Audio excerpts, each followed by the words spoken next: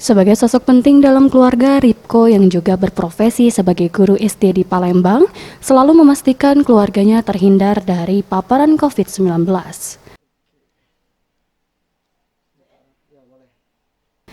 Protokol kesehatan yang dianjurkan pemerintah selalu diingatkan kepada seluruh anggota keluarga dan diterapkan di rumah. Dengan aktivitas keluarganya yang mengharuskan kontak di luar rumah, Ripko selalu mengingatkan keluarganya untuk terus menjaga diri dengan tidak lupa memakai masker, menyiapkan hand sanitizer, mencuci tangan dan menjaga kebersihan baju serta peralatan lainnya yang dibawa dari luar rumah.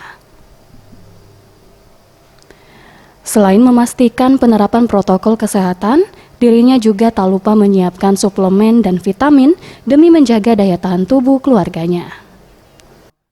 Kalau saya pribadi sebagai ibu rumah tangga dan sebagai ibu guru di sekolah, terutama sebagai ibu rumah tangga, saya sangat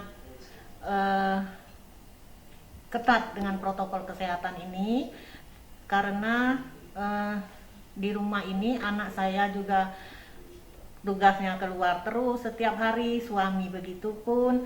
Jadi saya sangat memperketat menjaga protokol kesehatan di rumah ini, terutama bagi anak-anak atau suami yang sering keluar rumah.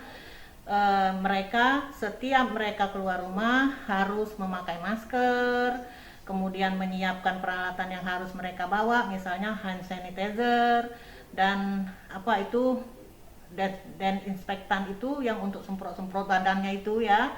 Nah kemudian kalau mereka pulang, mereka juga harus terutama cuci tangan dulu.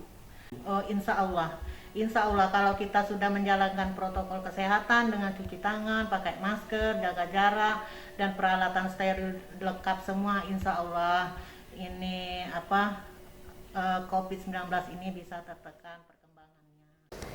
Ripko juga mengatakan sempat mendapat keluhan dari keluarganya, namun dengan pendekatan terus-menerus bisa dilaksanakan seluruh keluarganya.